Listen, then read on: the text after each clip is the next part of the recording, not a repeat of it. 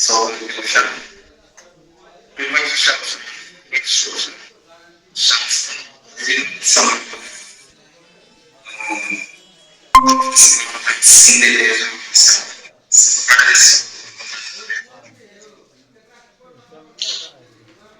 यथा अस्मभ्ये ह्यः व्याकरणप्रबोधकार्यशालायां जगद्गुरुभिः स्वामिनाथाचार्यैः व्याकरणशास्त्रस्य माहात्म्यं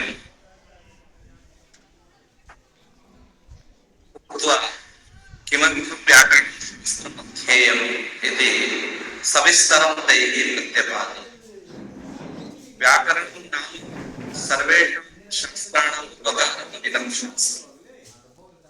इदं शास्त्रं मूर्धन्यभूतम् इति कथनापेक्षया इदं शास्त्रं सर्वैरपि अवगन्तव्यं यतोहि सर्वाण्यपि शास्त्राणि संस्कृतभाषया लिखितानि वर्तन्ते। अतः आदौ शास्त्रीयभाषा ज्ञातव्या, तदानीं शास्त्रम् अवगम्यते।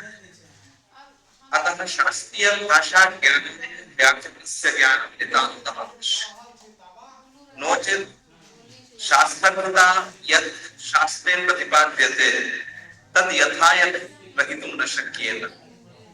कस्मिन् अर्थे शास्त्रकृता अत्र विषयः प्रतिपाद्यते इति यावत्पर्यन्तं भाषा अस्माभिः नावगम्यते तावत्पर्यन्तं तत् शास्त्रं तत्रस्थविषयमपि अस्माभिः नावगम्यते। अतः स्वशास्त्रम् अवगमनाय व्याकरणस्य अवगमनम् अपेक्षते। तत्र व्याकरणे सन्धि कारण समासादि नैकविकसनाः परिकल्पिताः सन्ति।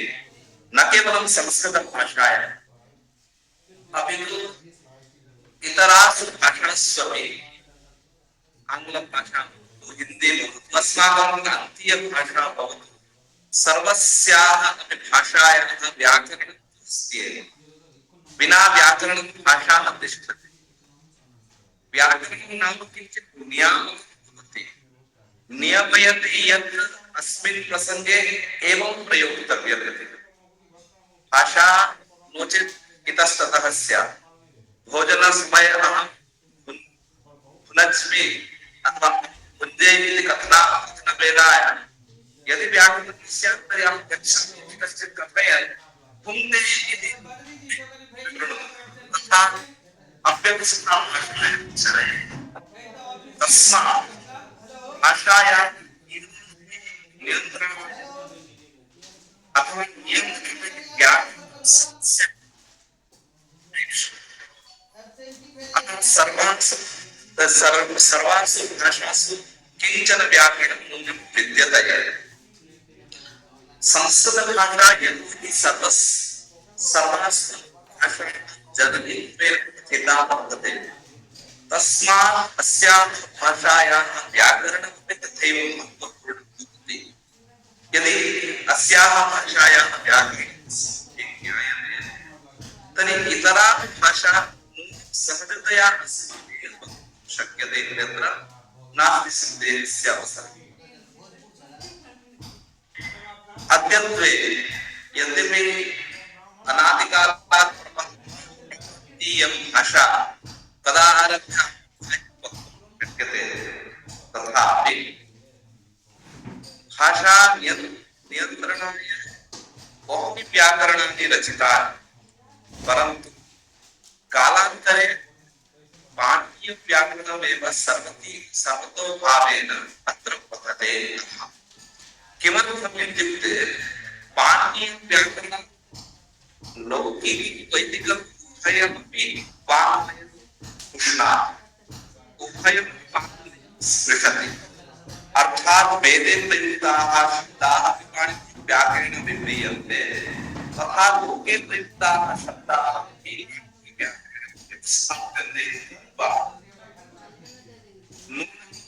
इदं व्याकरणं सर्वत्र सर्वैरपि इदमेव व्याकरणं पठ्यते। पठनपाठनपरम्परायां पाणिनीय पाणिनीय व्याकरणस्य सर्वत्र दृश्यते। तत्र पाणिनीय व्याकरणं ख्यायते इति सर्वैः ज्ञायते। तत्र प्रविशामि इतिहासं प्रविशामि साक्षात् विषयं प्रविशामि। तत्र भाषायां नैकानि अङ्गानि भवन्ति। यथा विभक्तिस्थापनाय प्रकरणं, पदानां संयोजनाय समासः, तथैव बहवः प्रत्ययाः परिकल्पिताः प्रत्ययाः, तिङ्प्रत्ययाः, तद्धितप्रत्ययाः, स्त्रीप्रत्ययाः, संप्रत्ययाः, यङ्प्रत्ययाः, यङ्लुगन्तप्रत्ययाः, अणिच् प्रत्ययाः, नैके प्रत्ययाः ख्याप्यन्ते। तत्र आदौ यद्यपि अष्टाध्यायी संरचना का विद्यते,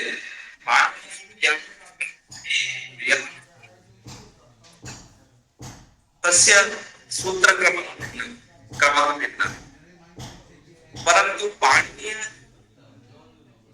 व्याकरण कालान्तरे अर्वाचीनैः विद्वद्भिः तावत् सक्रमः किञ्चित् परिवर्त्यतः।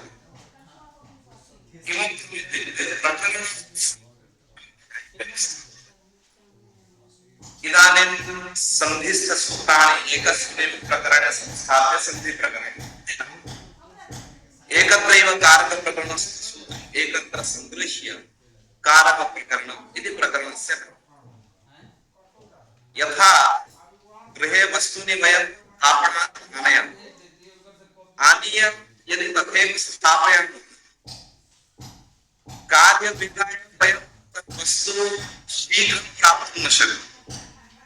यदा तानि वस्तूनि यथा यत्र यत्र स्थाने वयं व्यवस्थापयामः, अस्माकं कार्यसमये तत् वस्तु तस्मात् स्थानात् आनेतुं शक्यते। अब घर में राशन लेके आ गए, बाहर से खरीद के ले आए, लाके बैग में रख, ऐसे अगर रख देंगे तो अगर दाल की आवश्यक है तो दाल को निकालने के लिए पूरा बैग निकालना पड़ेगा, मसाले खोजना, चाय तो फिर खोजना पड़ेगा। लेकिन वस्तुओं को अगर आप डिब्बे में क्रम से सजा कर रख देते हैं तो जब दाल बनाने की आवश्यकता है तो दाल निकालेंगे, जब आपको चाय बनानी है तो चाय पत्ती और चीनी निकालेंगे, वो क्रम से आपके घर में सजा के आप रखते हैं। क्यों? क्योंकि व्यवस्थित होकर उन वस्तुओं को आप प्राप्त करें, अपना कार्य संपादन करें। यही परंपरा प्राचीन व्याकरण और नव्य परंपरा में हमें देखने को मिलता। अष्टाध्यायी में विकीर्ण अवस्था में सूत्र सब रखे गए हैं। अब नव्य परंपरा में जाके सूत्राणि उपयुक्तानि सूत्राणि प्रयोग उपयुक्तानि सूत्राणि यथाक्रम तत्र संस्थापनम्। इदानीं चिन्त्यतां तावत् शुद्ध्युपास्य सूत्रं व्यवस्थापनीयम्। शुद्ध्युपास्य प्रयोगदशायाः तत्र एकं सूत्रम् इको यणचि इति एकं सूत्रम् अपेक्षितम्। तत् सूत्रं कुत्र अस्ति? षष्ठाध्याये। तत्र अपरं सूत्रम् अपेक्षते तस्मिन् इति निर्दिष्टे पूर्वस्य। तत् सूत्रं कुत्र अस्ति? प्रथमाध्यायस्य प्रथमे अध्याये। अपरम् एकं सूत्रम्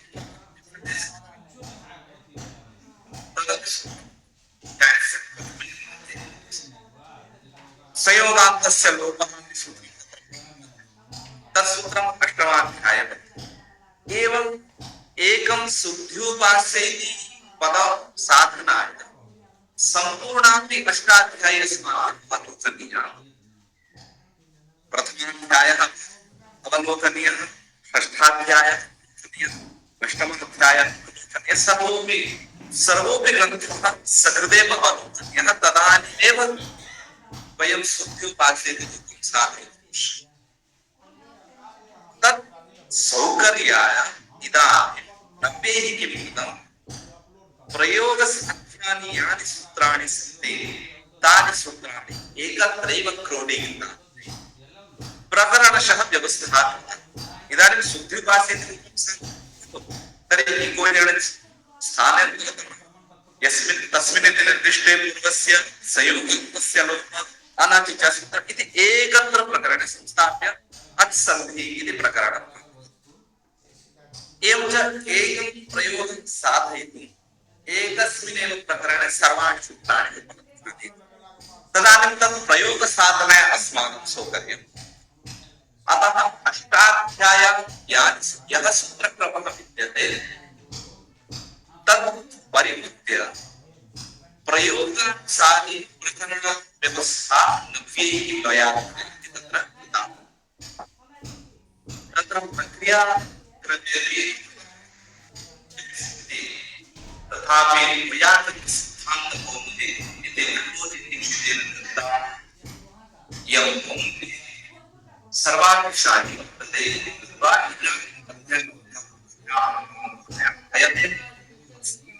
पठ्यते। तत्र संधि प्रकरण विषये प्रकृत कार्यशालायां संधि प्रकरण विषये किंचित् विवेचयामः। को नाम संधिः? शास्त्रे संधि पदेन किम् अवगम्यते, किम् अवबुध्यते इति तत्र अस्यां कार्यशालायां विस्तृतरूपेण वयं चर्चयामः। संधि नाम किं? संधि पदार्थः इति सामान्य जिज्ञासा भवति। संधि नाम सामान्यतया अस्माभिः लोके अहम् इत्युक्ते बेसिक् लेवल् तः उपरि गच्छामि, अतः ये जानन्ति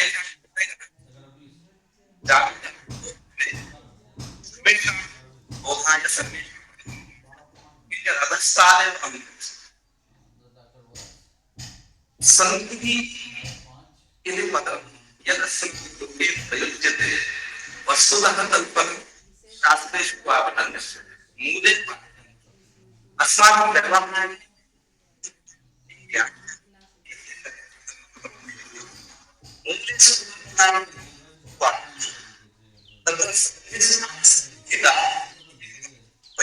संहिता संहितायां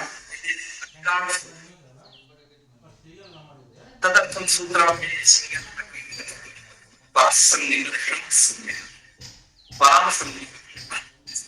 चर्चयामः। इदानीं किञ्चित् के विषयाः तत्र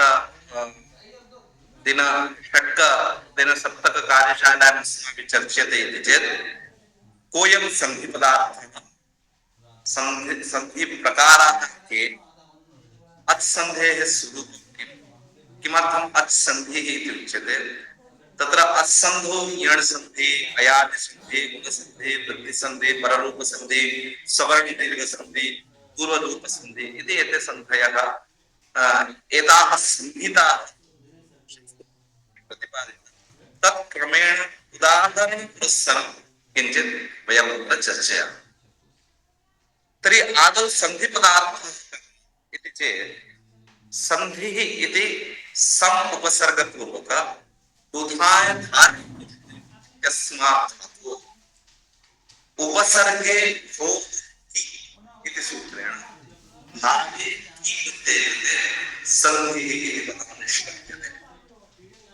संधिः नाम द्वयोः वर्णयोः मेलनं, द्वयोः वर्णयोः यः सम्बन्धः, द्वयोः वर्णयोः उच्चारण सौकर्याय यः सम्बन्धः अस्माभिः परिकल्प्यते, शास्त्रे परिकल्प्यते, स संधिः इति उच्यते।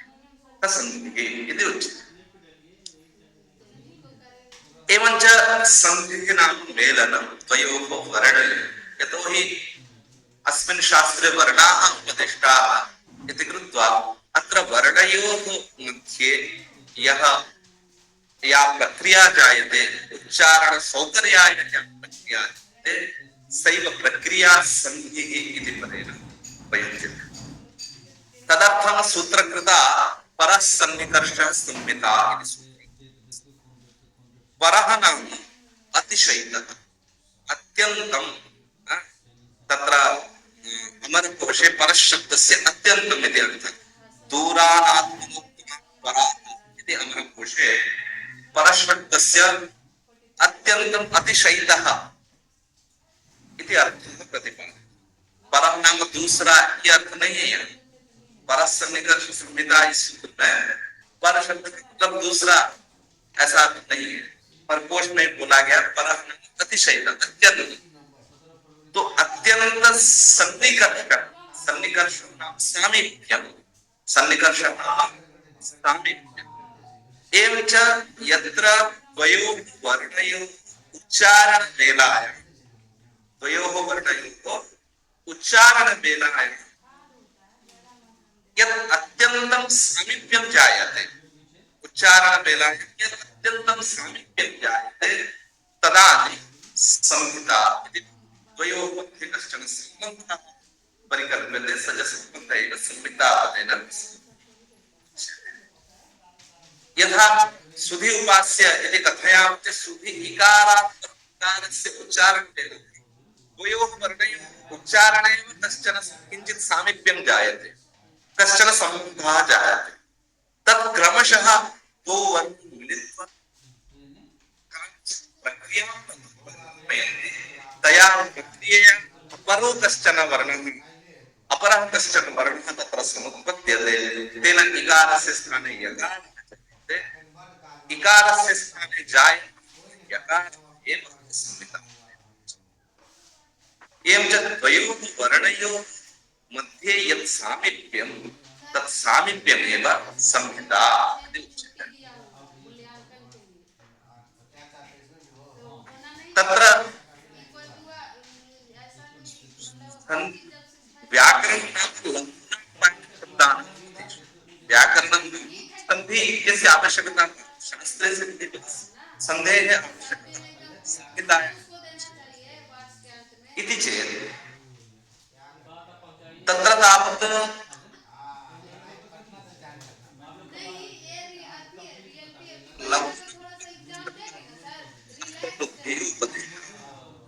कम परिश्रम करके कम शब्द बोल के बहुत ज्यादा अर्थ बदलाना ही सूत्र का है। सूत्र का तो यही लक्षण है। क्या लक्षण है जानते हैं? हाँ, अल्पाक्षरम असंदिग्धम सारवत् विश्वतोमुखम अस्तोन्वत्यञ्च सूत्रम सूत्रविदोविद। तो अल्पाक्षर कम प्रयास करके कैसे अधिक अर्थ को बताएं, शास्त्र यही कहता है। शास्त्र बहुत विस्तार से नहीं बताता, शास्त्र संकेत मात्र कर देते, उस संकेत से हमें बहुत विशाल अर्थ, विस्तृत अर्थ हो सकता। तो जितना व्याकरण में कह के ज्यादा अर्थ को बतलाना, इसलिए बहुत सारे होते हैं। तो संधि भी वैसा ही है। अब सुधि बात से कहेंगे तो दो अलग अलग पदों की कल्पना करनी है। संधि कर देंगे तो से एक ही पद बन जाएगा, है ना? ये छोटा करना है ना, छोटा करके ज्यादा अर्थ उसमें। तो इसलिए समास की भी कल्पना इसलिए की गई है। सन, यंग, यंगंत इत्यादि प्रत्यय की जो कल्पना इसलिए कि लघु उपाय से कम शब्द बोल के ज्यादा अर्थ को समझना है शास्त्र का लक्ष्य। नहीं तो शब्द संसार तो बहुत विशाल है, सबको एक एक करके समझना मुश्किल है।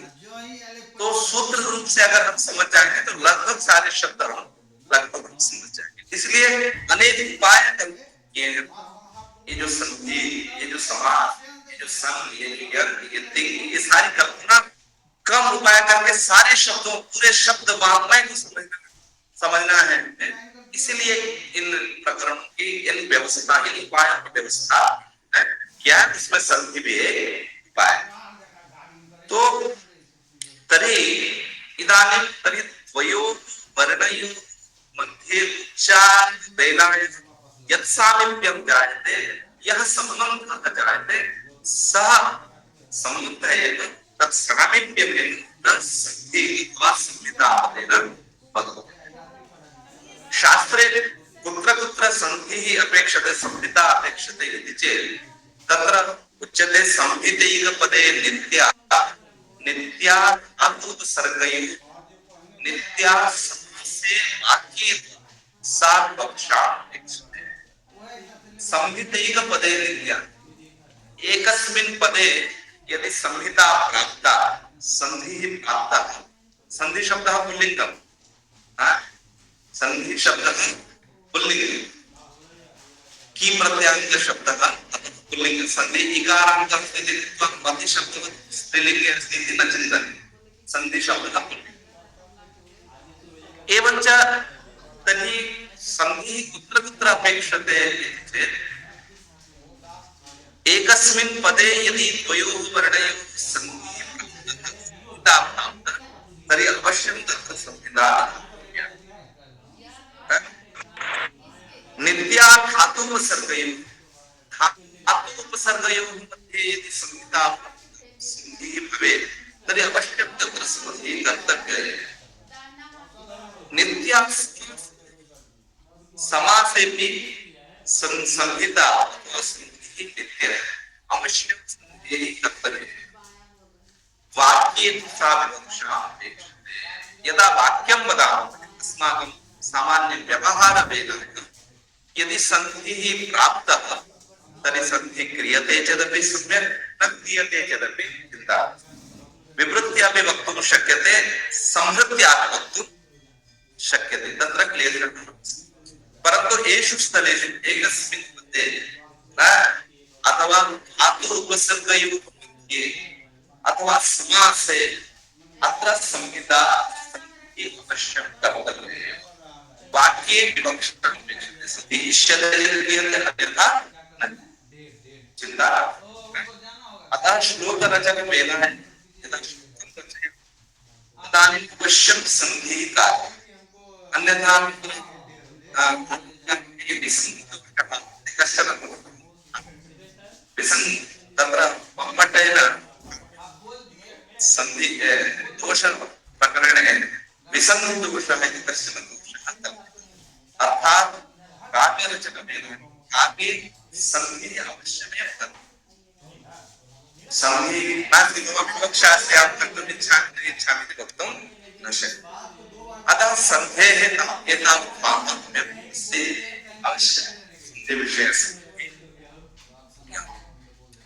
इदानीं तर्हि संधिः कति प्रकारः चेत् सामान्यतया पञ्चसन्धिः इति उच्यते व्याकरणपरम्परया पञ्चसन्धिप्रकरणम् इति उच्यते तत्र अच् सन्धिः अर्थात् अचां मध्ये यः अच् नाम स्वरवर्णः अच् नाम स्वरवर्णः एवञ्च अचां मध्ये अच् वर्णयोः अथवा अच् वर्णेषु यः सम्बन्धः यत् सामीप्यं जायते सः अच् सन्धिः इति उच्यते यथा सुधिः उपास्यते अत्र सुधिः इत्यत्र इकारः अनन्तरम् उपास्यते तत्र उकारः एवञ्च इकारविकारे मेलनेन यः यकारः जायते एवम् इदानीं कयोः सम्बन्धः जातः अच् वर्णयोः सम्बन्धः जातः इति कृत्वा अयम् अच् सन्धिः इति स्वरसन्धिः इत्यपि हिन्द्याम् अस्माकं प्रान्तीय भाषायां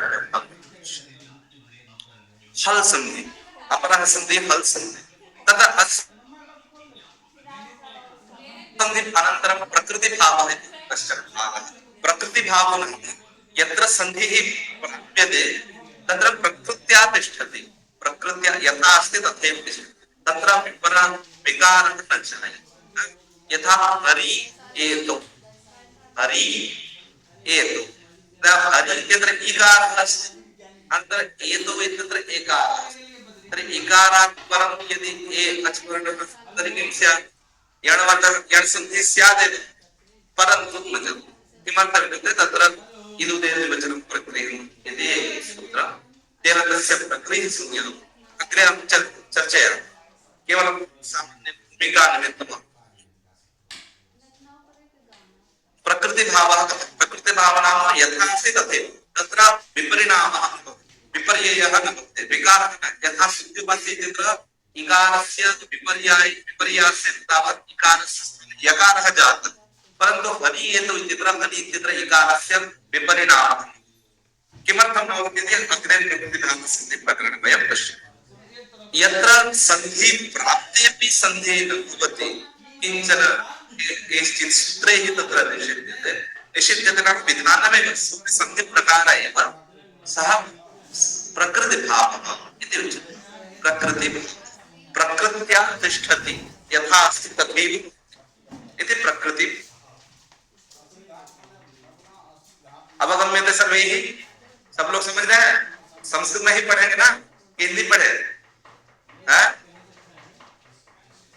शास्त्र को हम लोग संस्कृत में ही पढ़ेंगे ठीक रहता है, क्योंकि अन्य जब संस्कृत में लिखे हैं तो हम हिंदी पढ़ेंगे तो उनका अपमान हो जाएगा, है कि नहीं?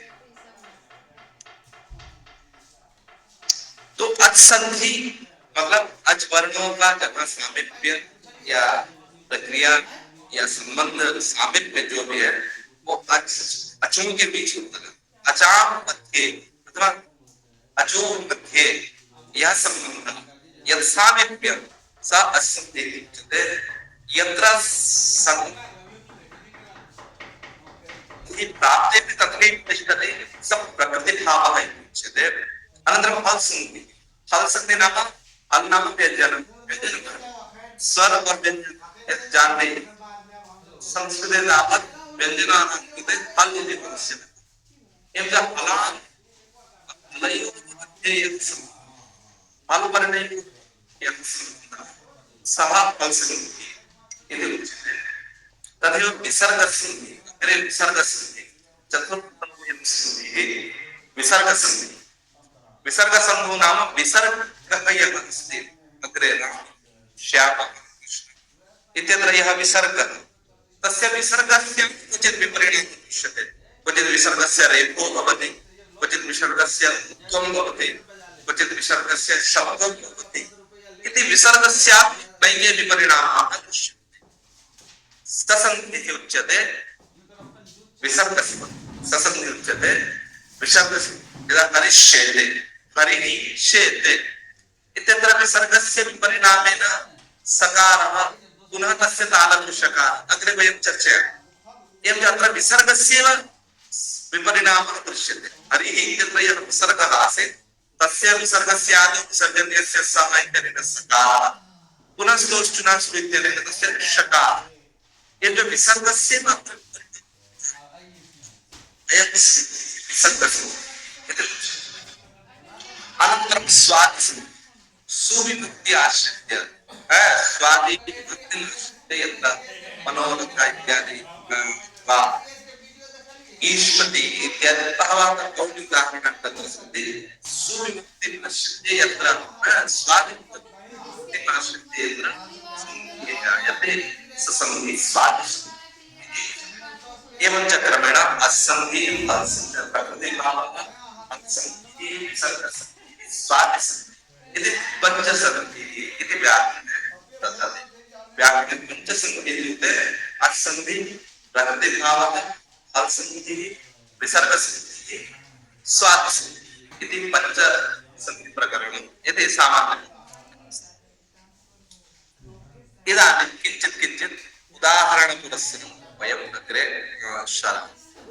बहु अन्तः न प्रविशामि, केवलं सामान्यतया उपरि एव प्रविशामि। यतोहि पञ्चषु दिनेषु पञ्चसन्धिप्रकरणानि समापनीयानि अस्ति।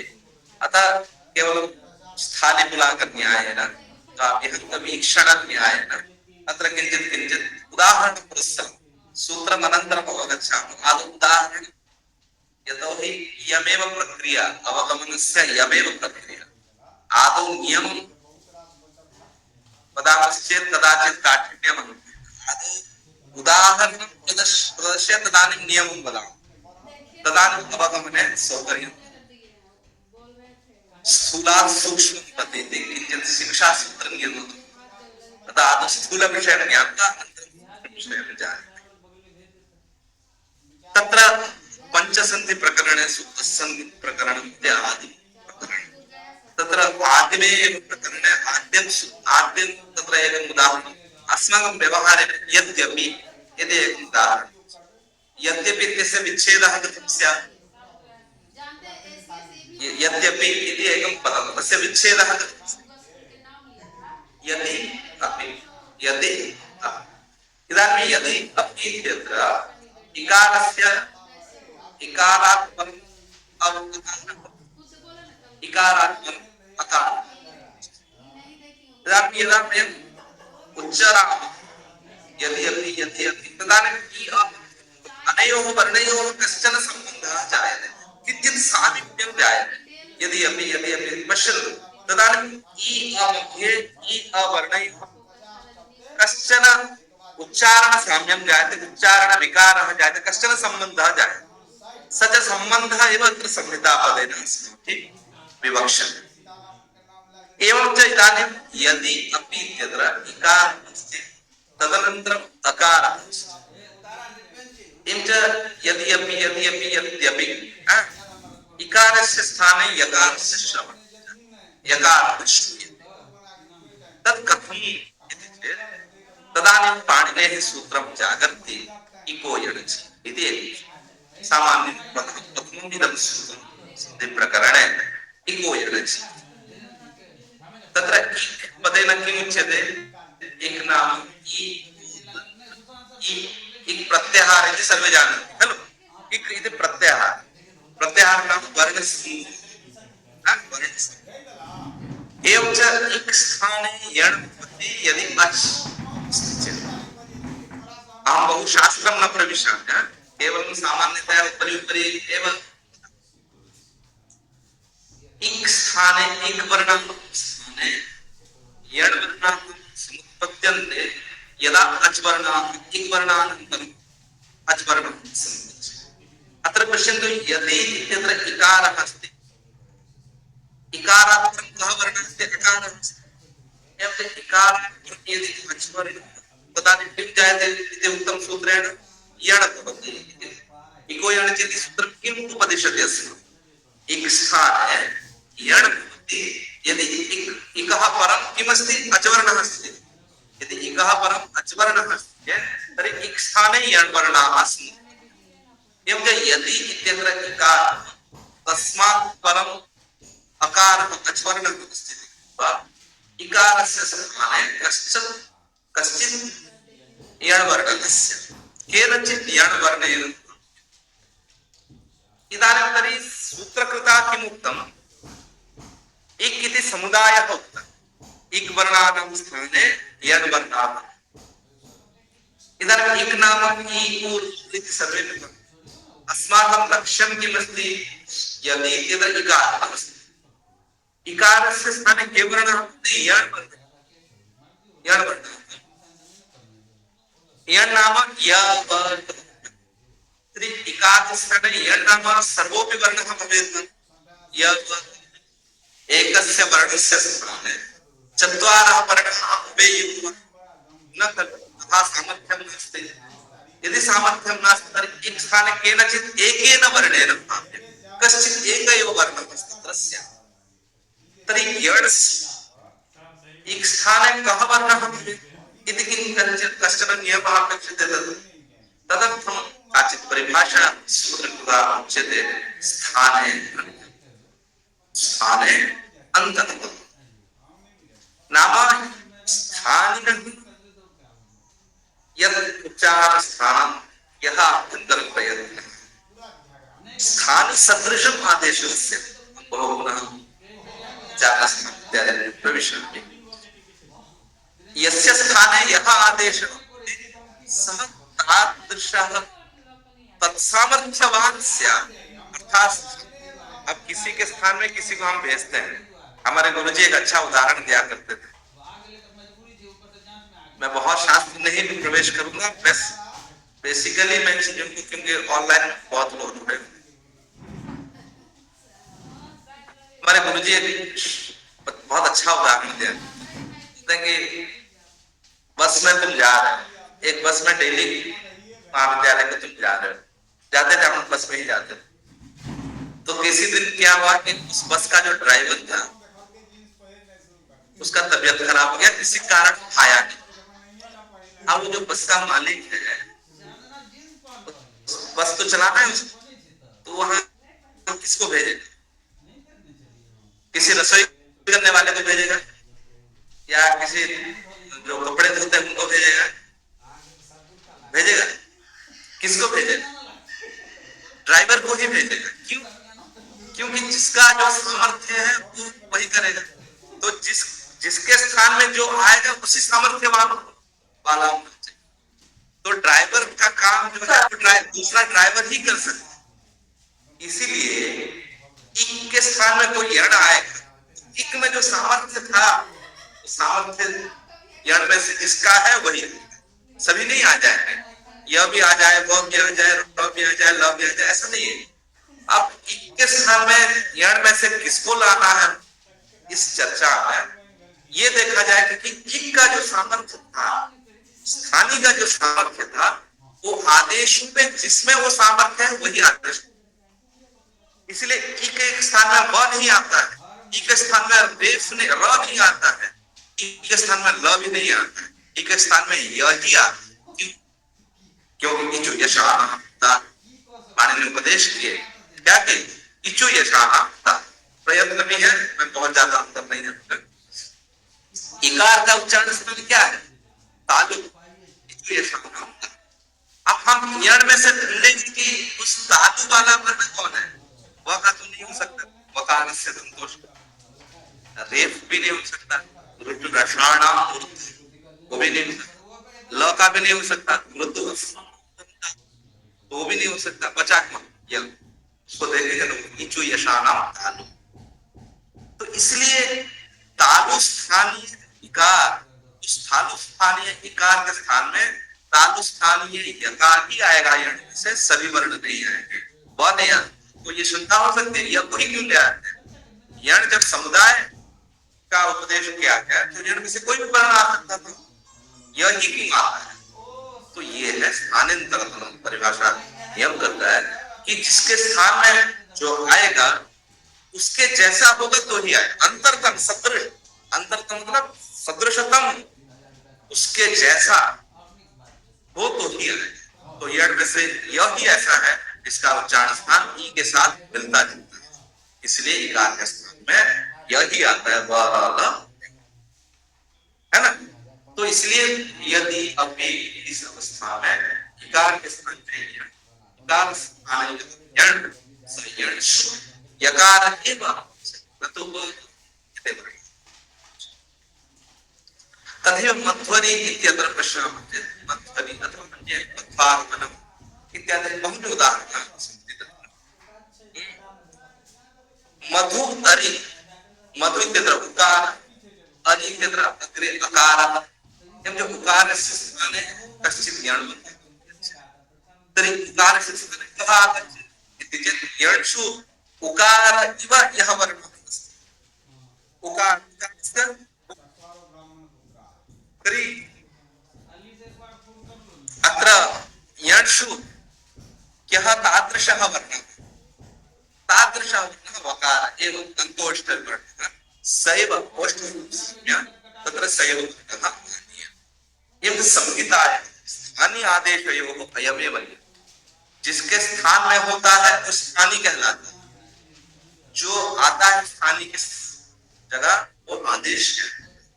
तो स्थानीय और आदेश में समान सामर्थ्य होना चाहिए, स्थानीय का जो सामर्थ्य, स्थानीय का जो सामर्थ्य है वो आदेश में भी होना चाहिए है। इसलिए स्थानीनः यत् सामर्थ्यं तद् आदेशे भी भवति कृत्वा इकारस्य स्थाने यकारः, उकारस्य स्थाने मकारः, ऋकारस्य स्थाने रेफः, रकारः नहीं बोलते हैं ना, बोलते हैं, समझिए क्यों नहीं बोलते हैं,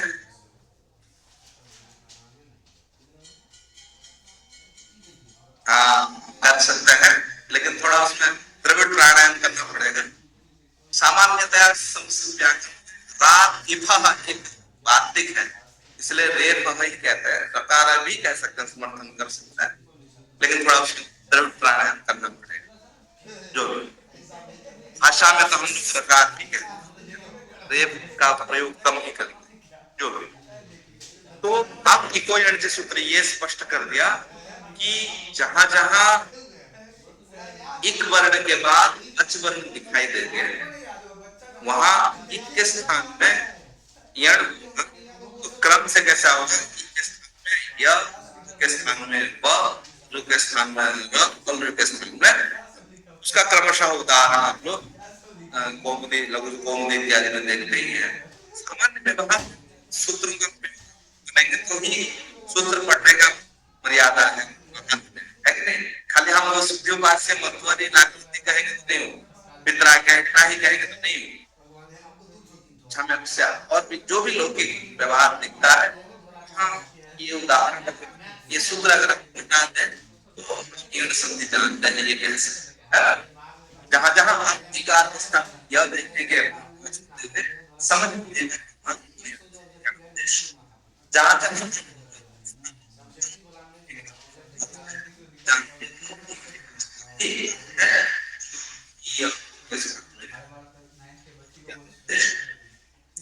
ठीक है, बहुत ज्यादा मैं इसमें और नहीं प्रवेश करूंगा ऊपर ऊपर। हाँ, अब इसी क्रम अस्मिन् क्रमे संधि प्रकरणे अपरम अपरः कश्चन संधिः अपराकाश्च संहिता उच्यते अयादि संधिः इति सामान्यतया अयादि संधिः। यतोहि अयादयः आदेशाः सामान्य व्यवहारे जनाः अयादि संधिः इति व्यवह्रियन्ते।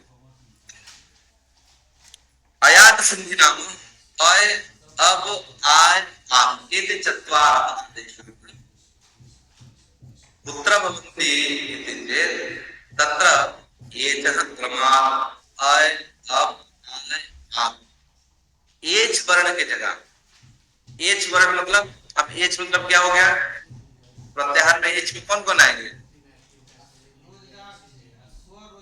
एवं अयौच, ये दो ही सूत्र है जिसमें से एच प्रत्याहार बन जाएगा।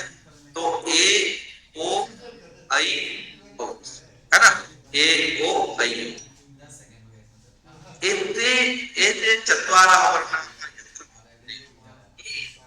तदनन्तरं यदि अच्वर्णः चेत् तर्हि क्रमशः एतेषु स्थलेषु एकारस्य स्थाने अयादेशः, ओकारस्य स्थाने अवादेशः, ऐकारस्य स्थाने आयदेशः, औकारस्य स्थाने आप आदेशः इति एते आदेशाः भवन्ति।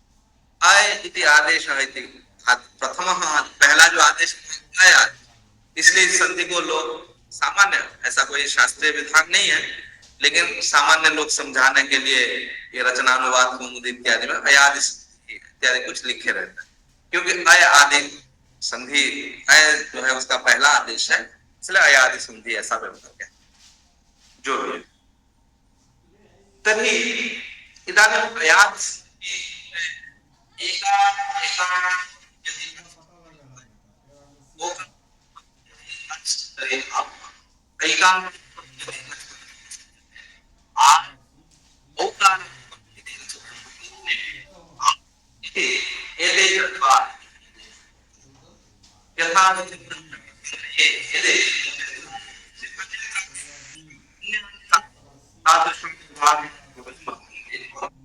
यदा प्रेम पश्यन्ति यत्र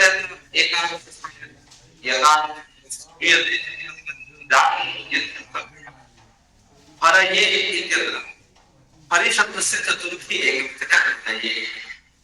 हरि इति अवस्था। इधर हरि इत्यत्र गे प्रत्ययः, गे प्रत्यय से हरि इत्यस्य केन च सूत्रेण तत्र गुणः, एवं इकारस्य स्थाने ए, हरे प्लस ए, हरे प्लस ए, हरे प्लस ए।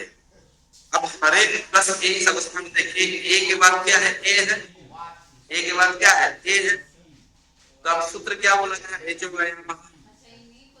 के बाद अगर अच वर्ण हो, एच के बाद अगर अच वर्ण हो तो एच के स्थान में क्या हो जाएगा, आय क्रमशः ए हो तो है, ओ हो तो अब, ये हो तो आ, और ओ हो तो सही एकार से स्थान था इदानीं हरे इत्यत्र एकार है, आय इति आदेश एकार में आय तर्हि एकार से स्थाने भवति इत्युक्त्वा एकार निवर्तते। एकार को हटाना है, स्थानी के जगह आदेश होता है, तो आदेश जो है उस स्थानी को हटा देते हैं। तो हरे में जो ए था वो हट गया, आय आगे चल गया, तो क्या होगा, हरे क्या हो गया, आय आ गया ना, ए को हटा के हम क्या ले आए, आय ले आए, तो हरे ए मिला के क्या होगा। वैसे ही विष्णवे विष्णु प्लस ए, विष्णु शब्द के चतुर्थी में ये विभक्ति आई, विष्णु के उकार हो गया, वो हो गया था, तो विष्णु प्लस ए त्रिभोकार से स्थान है इधर अचवर्ण हस्तुति का उकार से क्रमशः है ना। ऐ अस्ति चेत् आय आदेश यथा नै प्लस अतः, नै प्लस नै ऐ अस्ति अनन्तरम् अतः इत्यत्र अचवर्णः, अतः ऐकारस्य स्थाने आय यत्र औकारः भवति आ विद्यते, यथा पौ प्लस अतः, पुं धातु से अनुकूल हुआ, हिंदी वगैरह को जब पौ हो गया, पौ में पौ है, उसके बाद और अचवर्ण है, पौ के स्थान में आ आदेश तो पावम, तो इस क्रम से ए ओ ऐ औ हमें सिद्धांत को समझना है, उदाहरण आपको कई मिल जाएंगे, है ना। एक एक उदाहरण हम देख रहे हैं कि आप जहां जहां साहित्य पढ़ रहे हैं तो काव्य नाटकों में बहुत सारे संधि देख रहे हैं, अगर आप इतर शास्त्र साहित्य पढ़ रहे हैं या तो वहां भी संधि युक्त पद अनेक मिल जाएंगे, वहां आप ये तय कर सकते हैं कि यहाँ अयादि संधि है, यहाँ तो आप ठीक से उन पदों को छेद कर सकते हैं, अलग कर सकते हैं। जब पद छेद अच्छे से कर लेंगे तो आप शब्द का अर्थ ठीक से समझ पाए। संधि में अगर थोड़ा भी इधर उधर गड़बड़ हो गया, अर्थ भी बहुत परिवर्तन, ठीक है। तो ये संधि करना, संधि विच्छेद करना, ये भी दोनों जब हम सिद्धांत को ठीक से समझ जाएंगे तो हमें वो सौकर्य। तो ए ऐ ओ और ए ऐ सब अस्तित्व में जहां अचवर्ण को आप लोग एक शंका नहीं करते, प्रश्न नहीं। मैं होता तो मैं पूछता, आपकी जगह मैं होता तो एक प्रश्न करता है। हरे था, फिर ए आगे आया, ए है तो अकस्मरण दीर्घ क्यों नहीं हुआ? होना चाहिए ना, सवर्ण दीर्घ होना चाहिए कि नहीं होना चाहिए? क्यों नहीं हुआ? प्रश्न है, कल आप बताएंगे मुझे। आप लोग प्रश्न नहीं किया, मैं कर रहा हूं। क्या अक्षर सवर्ण दीर्घ प्राप्त है कि नहीं है? नहीं है, क्यों नहीं है? ठीक से बोलिए। हाँ, क्या बात है, क्या बहुत अच्छा। अख में जो है नहीं आता है, ये जो है आज तो नहीं बोला है वहां सवर्ण है कि नहीं? ठीक है। अब इस अयादि संधि में दूसरा जो है, दो तीन कश्चन नियम अस्ति। अभी क्या बोला था कि एच के बाद अगर अजवर्ण हो तो अया आदेश। अब बोल रहा है कि यकारादि प्रत्यय भी अगर हो, अभी पहले क्या नियम था, एच के परे अचवर्ण होंगे, अब अचवर्ण नहीं बोल रहे, अब बोल रहा कि यकारादि कोई प्रत्यय भी अगर हो, ध्यान से सुनिएगा, ये सामान्यतया अयादि संधि वगैरह में ये सब लोग ध्यान नहीं देते, ये अयादि संधि में नहीं, अब अयादि नहीं अवादि संधि में ही आए। अब और आव आदेश बांत आदेश होते हैं, जहां यकारादि प्रत्यय हो, जिस प्रत्यय के आदि में यकार हो उसको क्या कहते हैं हम लोग? यकारादि प्रत्यय। यत्र यस्य प्रत्ययस्य आदौ यकारः सः यकारादि प्रत्यय। एवं च ओकारात् परम औकारात् परम यदि यकारादि प्रत्ययोपि अस्ति, यदि ओकारात् परम अथवा औकारात् परम यदि यकारादि प्रत्यय अस्ति, तदानीमपि अब और आप दो ही आदेश है, आय और आय को छोड़ दीजिए, यहाँ क्या क्या है? अब और आप। कंडीशन क्या है? निमित्त क्या है? पहले में निमित्त क्या बोला था? अच बोला था, अभी अच नहीं बोल रहा है, क्या बोल रहा है? यकारादि प्रत्यय अगर हो, ओकार के परे अगर यकारादि प्रत्यय हो, ओकार के परे अगर यकारादि प्रत्यय हो, तो भी अब और आप आदेश। ये सामान्य नियम से हटके थोड़ा कुछ बोल है ना, ये भी एक अवांतर अवादी संधि में आ जाए, क्योंकि यहां भी अब और अब आदेश है कि नहीं। तो जैसे गो शब्द है ना, गो शब्द है, उसके परे एक प्रत्यय आता है तद्धित में यत प्रत्यय, एक प्रत्यय आता है यत, है कि नहीं। तो गो प्लस यत, अब यहां देखिए, यहाँ एच अब लगता क्या, लग पाता, एच अब क्या कहता है, क्या कहता है पगड़ी वाले, अच परे हो तो ही एच लगेगा, यहाँ अच है क्या, फिर हम अब कैसे गव्यम कैसे बनाएंगे फिर, है कि नहीं।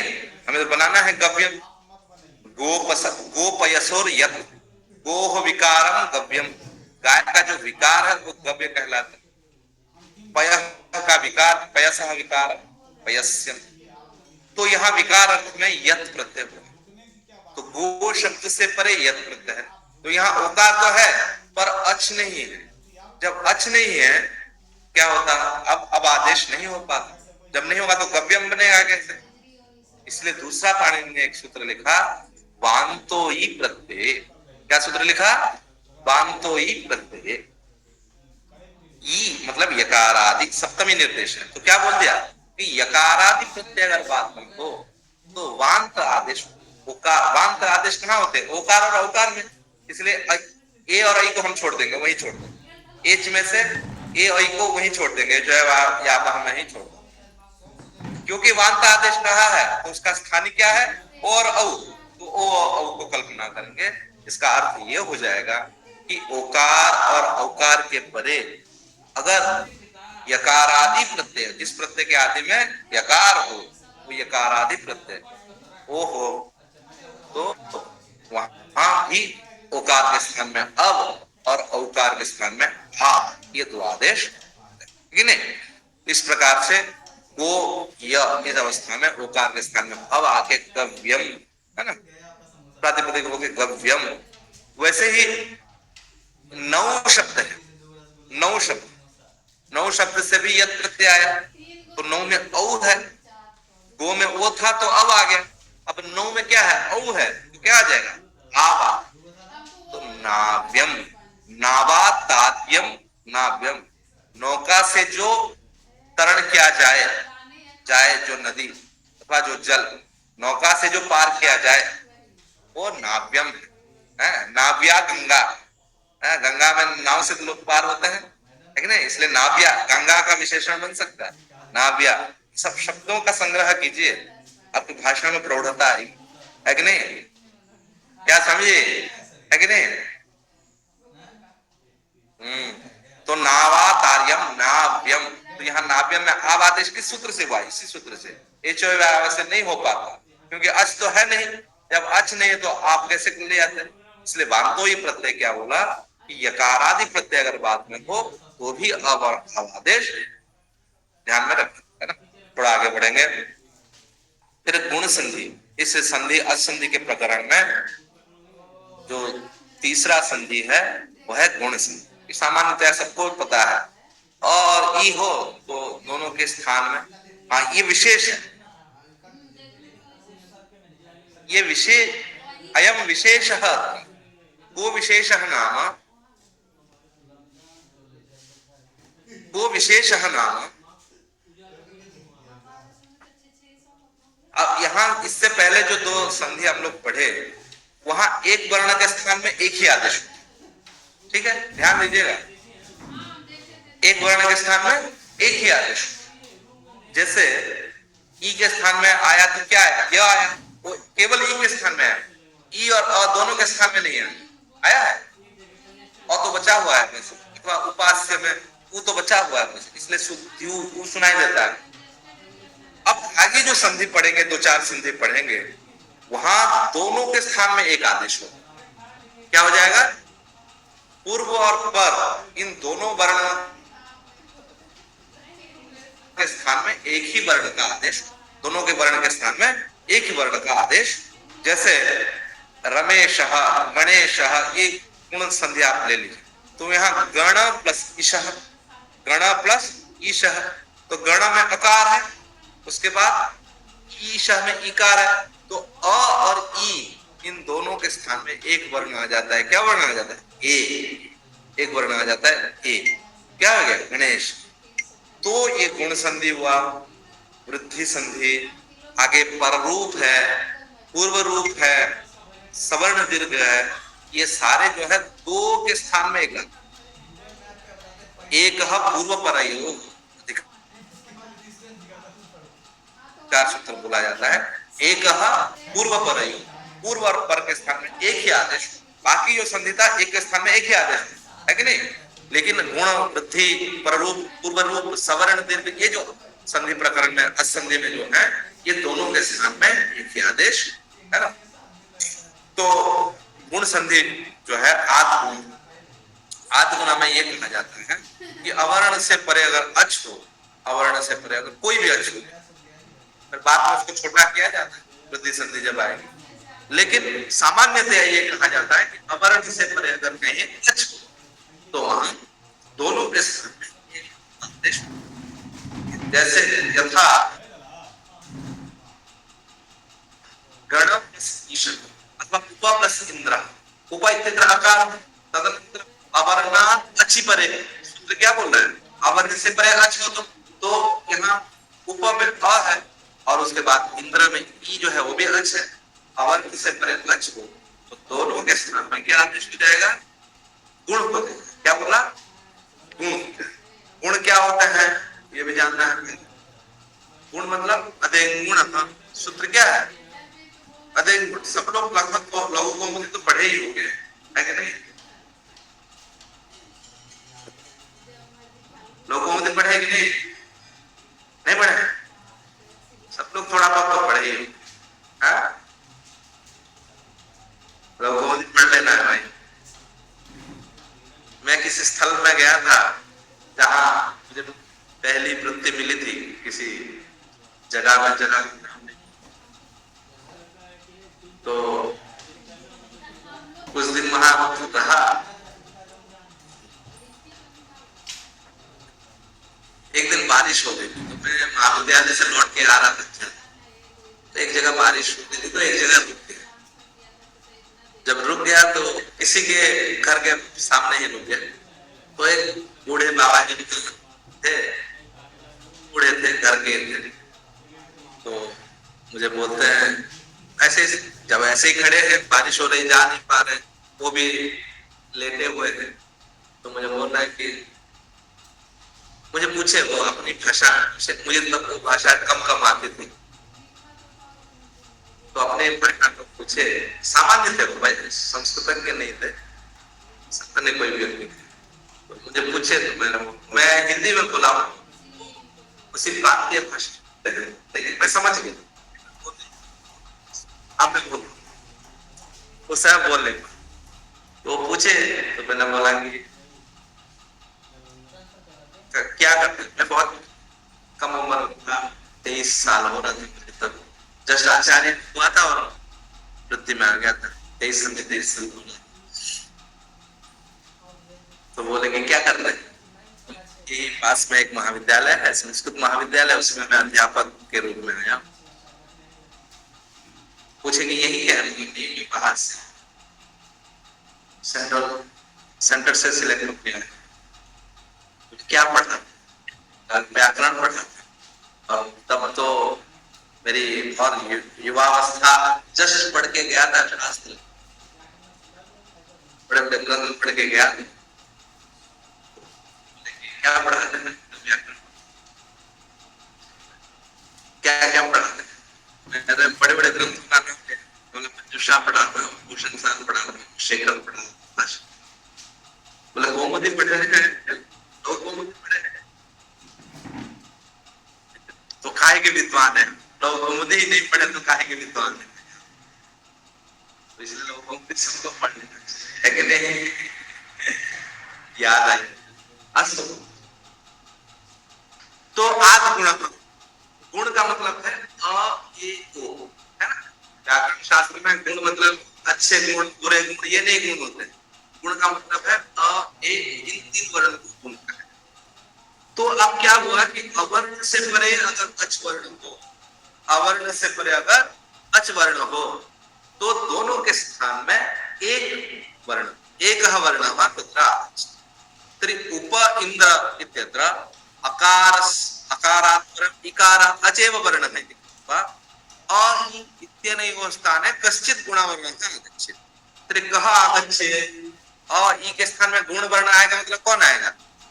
हम देखेंगे पहला, पहले एक नियम हमें पता चल गया ना, जिसके स्थान में आएगा उसी के जैसे होना चाहिए, उसी के सामर्थ्यवान होना, उसी के सामर्थ्यवान होना चाहिए। तो अ का उच्चारण स्थान है तो विसर्जनीय नाम कंठ, और ई का उच्चारण स्थान है इचु यशाना तालु। तो कंठ और तालु इन दोनों वर्णों के स्थान में कोई आदेश आना चाहिए जिसका कंठ तालु, तो हम गुण में ढूंढेंगे कौन है वो, तो ए ही वैसा है जिसका उच्चारण स्थान, इसलिए अ ई द्वयोः स्थाने एक एव वर्णः गच्छति, सः एकार है। ओकारः न गच्छति, कंठतालु स्थाने एकार उपेन। गंगा उदकम, गंगा इत्यत्र आकारः अवर्णः, अनन्तरम् उदकम् इत्यत्र उकारः अचवर्णः। तर्हि आ स्थाने कश्चित् गुणवर्णः गच्छति, सवर्णः कः इत्युक्ते अकारस्य कंठः, उकारस्य उपपद्मानां कोष्ठ, तर्हि कंठोष्ठ वर्ण यः स्यात् सः आगच्छति। तर्हि कः भवति? ओकारः। एवं च आ स्थाने अ स्थाने ए, ऋकारस्य स्थाने यदा भवति सः ऋकारस्य स्थाने यदा भवति स अ एव आगच्छति। ऋकार के स्थान में जब भी गुण वर्ण होगा अ ही होगा, और अ कैसे आएगा? रेप के साथ ऋकार, क्योंकि ऋकार में रेप का कुछ मात्रा है ना। ऋकार जो ऋ बोलते हैं ना, अचवर्ण में जो ऋकार बोलते हैं ऋषि, है ना, उस ऋकार में कुछ रेप के गुण हैं, इसलिए ऋकार के स्थान में जब भी आप गुण करेंगे वो जो भी आएगा वो र को लेके आएगा। इसलिए कृष्ण ही जब सिद्धि करने जाएंगे, कृष्ण प्लस रिद्धि, कृष्ण प्लस रिद्धि और इन दोनों के स्थान में एक गुण वर्ण आना चाहिए, तो गुण वर्ण में से एक आ ही नहीं सकते, क्यों? एक का उच्चारण स्थान है कंठ तालु और ओकार का स्थान है कंठोष्ठ, तो नहीं आ सकते, केवल आ सकता है कंठ वाला अ। तो भी कैसे आएगा? रेप के साथ। कैसे आएगा? रेप के साथ। इसलिए कृष्णा प्लस रुद्धि मिलके क्या हो जाएगा? कृष्णा रुद्धि, है कि नहीं? वैसे ऋकार के स्थान में जो आएगा वो ल को साथ में लेके आएगा, वो ल को साथ, इसलिए तव प्लस ऋकार और नृ के बीच में जो आएगा और नृ मिलके क्या हो जाएगा? अल है, और नृ के स्थान में आएगा तो अर आएगा, और नृ के स्थान में आएगा तो अल है, तो तवल है कि नहीं? तो इस प्रकार से गुण संधि में ये सारी बातें, बहुत सारे उदाहरण हैं, जहां जहां भी शास्त्र देखेंगे, ये नहीं कि लोग घूमते में उपेंद्र गणेश गंगोदकम पढ़ लिए तो उतना, ऐसा नहीं। जहां जहां आप काव्य वगैरह में, पुराणों में अथवा आपके अधीत शास्त्र में जहां जहां आप देखेंगे ये हुआ है कहीं ऐसे, तो ये समझ लेना चाहिए संधि है ना। आगे बुद्धि संधि वगैरह है, लेकिन समय हो रहा है, आज का 1 घंटे का समय है, तो फिर हम कल बाकी जो बातें हैं चर्चा करेंगे।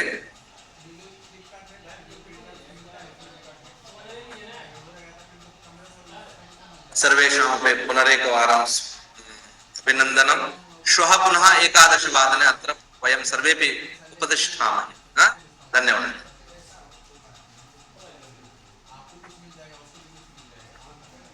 बंद कर दे, ठीक ठाक रहा, सभी को व्याकरण नहीं,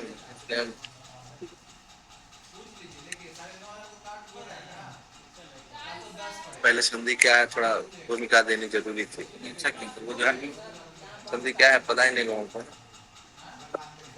सुबह उठ के ये बनाया था, दो चार फिर बना देते हैं, अच्छा समय बना ही नहीं था। देखिए इतना है। कल बाकी असंधि खत्म करना आज, कल बाकी हो वो देख लेंगे।